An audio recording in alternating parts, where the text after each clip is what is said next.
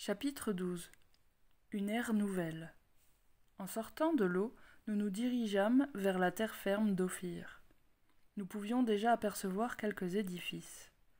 De nouveau stationnaires dans les airs, je me suis presque évanouie en voyant un certain nombre de personnes qui volaient. Elles flottaient dans les airs, les bras ouverts. Certaines flottaient à la verticale, d'autres en position horizontale. Toutes avaient les yeux fermés et leur visage témoignait d'une grande douceur et d'un haut niveau de concentration. Elles glissaient comme des aigles en décrivant d'immenses cercles. Amy actionna l'écran et focalisa son appareil sur l'une d'entre elles.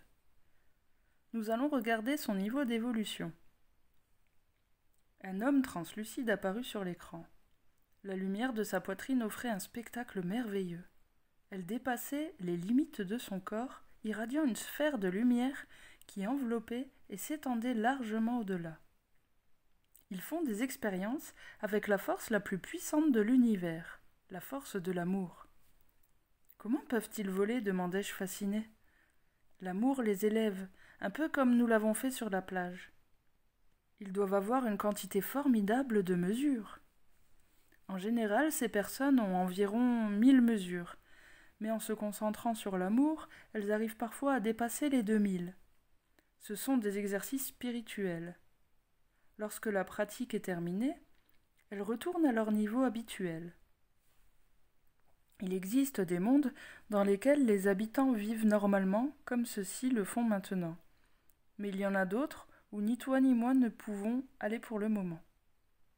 Là-bas habitent des êtres qui dépassent les 10 000 mesures, les êtres solaires. Ils sont de l'amour presque pur. Des êtres solaires ? Bien sûr, les habitants des soleils. Je n'aurais jamais imaginé. C'est naturel. Il nous est impossible de voir ce qui se situe au-dessus de l'échelon sur lequel nous nous trouvons. Allons voir ce groupe qui se trouve plus loin. Il y avait là une cinquantaine de personnes assises en cercle dans la prairie. Elles semblaient briller tout comme les hommes qui volaient. Elles avaient les jambes croisées et le dos bien droit. Elles méditaient ou priaient. Que font ces gens ? Ils envoient vers les mondes moins évolués de la galaxie quelque chose ressemblant à des messages télépathiques. Mais ceux-ci ne sont pas seulement perçus par la pensée, ils sont aussi indispensables pour le cœur. Tu m'en as déjà parlé. Que disent ces messages ? Concentre ton attention sur ta poitrine, calme ta pensée, et peut-être que tu les recevras. Nous sommes très près de la source d'émission. Non, pas comme ça, relaxe ton corps, ferme les yeux, demeure attentif. C'est ce que je fis. Au début, je n'ai rien senti, excepté une émotion spéciale que je ressentais depuis que nous nous étions approchés de l'endroit. Mais bientôt, des sentiments-idées m'envahirent. Tous ceux qui ne se nourrissent pas d'amour seront détruits, oubliés dans le temps, répudiés. Une sorte de clarté intérieure arrivait jusqu'à moi, et ensuite mon esprit donnait des paroles à ces sensations. C'était quelque chose de très étrange et de beau.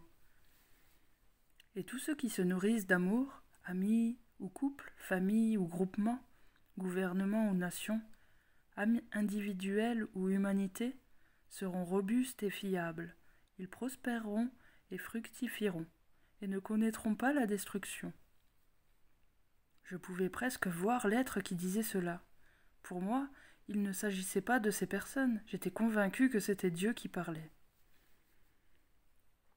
Ceci est mon pacte, ceci est ma promesse et ma loi. As-tu capté, Pedrito ?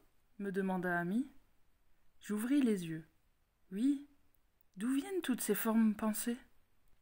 Ces messages proviennent du plus profond de l'univers, de Dieu. Ces amis que tu vois ici les reçoivent et les transmettent au monde moins évolué comme le tien. Ils sont des sortes d'antennes répétitrices. Dans les mondes non évolués, il y en a aussi qui les captent, mais ils ne savent pas de quoi il s'agit. Ce sont les prophètes dont je t'ai parlé. La pureté de leur transmission dépend du niveau de conscience plus ou moins élevé qu'ils possèdent. Niveau de conscience ? Qu'est-ce que c'est, Amy ? C'est le niveau d'équilibre entre les deux cerveaux qui permet à ce que les messages puissent être utilisés dans le but de créer une ère nouvelle où, s'ils sont déformés, contribuent à augmenter la confusion, la peur et la violence. Ère nouvelle ? Oui, l'ère du Verseau. Qu'est-ce que c'est l'ère du Verseau ? C'est une nouvelle étape évolutive de la planète Terre, la fin des millénaires de barbarie, une nouvelle ère d'amour. Ta planète commence à être régie par des énergies cosmiques et géologiques, plus subtiles qui favorisent la croissance de l'amour chez tous les êtres. Vous pourriez déjà vivre comme on vit ici sur Ophir. Et pourquoi ne l'avons-nous pas encore fait, amis ? Parce que vous continuez à être guidés par des vieilles idées et d'anciens systèmes qui ne s'adaptent pas aux temps nouveaux et qui ne parviennent qu'à faire souffrir les gens de ton monde. Les êtres sont nés pour être heureux, Pedrito, et non pour souffrir. C'est pourquoi nous travaillons dans ce plan d'aide. N'as-tu pas remarqué que dernièrement, on parle beaucoup d'amour sur la Terre ? Oui, c'est vrai. C'est que vous êtes maintenant dans cette ère du Verseau. Beaucoup de personnes reçoivent ces messages et la majorité sentent la force de radiation de l'amour qui est maintenant plus grande. Alors pourquoi y a-t-il maintenant plus de souffrance sur la Terre ? À d'autres époques, il y a eu des guerres mondiales, la misère, la peste. Oui, mais les gens n'étaient pas aussi sensibles. Ils souffraient moins devant les atrocités. Ils croyaient aux guerres. Aujourd'hui, ce n'est plus le cas. Aujourd'hui, l'immense majorité des gens ne désirent que vivre en paix. C'est une nouvelle fournée humaine, le produit de nouvelles vibrations plus raffinées. Et ils souffrent plus parce que malheureusement, une plus grande sensibilité veut aussi dire une plus grande souffrance face à la douleur. Nous nous éloignâmes à grande vitesse de cet endroit imprégné d'étranges vibrations spirituelles. Combien d'heures nous reste-t-il, amis ? 2 heures. Comme c'est étrange, j'ai l'impression d'avoir été une 12aine d'heures dans ce vaisseau depuis que je suis montée à bord sur la plage. Je t'ai dit que le temps s'étirait. Maintenant, allons au cinéma. Regarde là-bas au-dessous. Nous étions arrivés à une zone nocturne de la planète. Cependant, tout était parfaitement éclairé par une multitude de puits de lumière artificielle installés dans les prés et dans les structures. On pouvait voir en bas une sorte de cinéma en plein air rempli de spectateurs. L'écran était une mince feuille de cristal sur laquelle apparaissaient des images, des jeux de formes et de couleurs au rythme d'une douce musique. Placé devant l'écran, se trouvait un siège spécial sur lequel était installée une femme portant sur la tête une sorte de casque. Elle avait les yeux fermés et semblait être très concentrée. De quoi s'agit-il, ami ? Ce qu'elle imagine apparaît sur l'écran. C'est un cinéma qui n'a pas besoin de pellicule ni de projecteur. Mais c'est vraiment merveilleux !» Technique, dit Ami, simple technique. La femme termina son spectacle et un homme prit sa place pendant que le public applaudissait.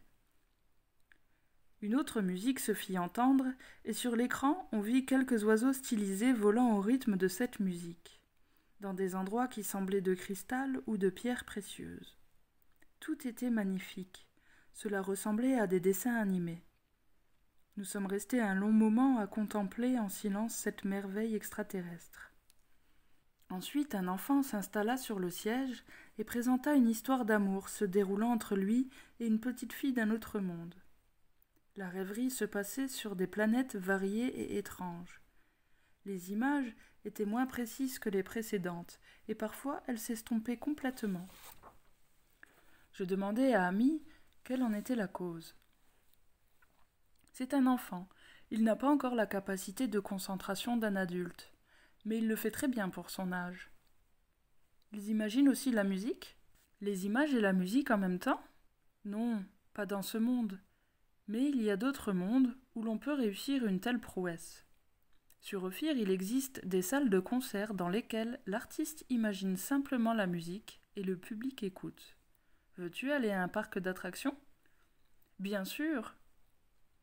Notre prochain arrêt fut à un monde de fantaisie où il y avait toutes sortes d'amusements, de gigantesques montagnes russes, des endroits où les gens restent suspendus dans les airs pendant qu'ils rient à en mourir, des imitations d'endroits fabuleux et d'êtres fantastiques. Plus on est évolué, plus on est comme un enfant, m'expliqua Ami. Dans ces mondes, nous avons une grande quantité d'endroits comme celui-ci. Une âme adulte est une âme d'enfant. Nous avons besoin de jeux, de fantaisie et de création. Il n'existe pas de jeu de fantaisie ou de création plus grand que l'univers dont le Créateur est l'amour. Dieu? L'amour est Dieu. Dans nos langages, nous avons un seul mot pour nous référer au Créateur, à la divinité, à Dieu. Ce mot est amour, et nous l'écrivons avec une majuscule.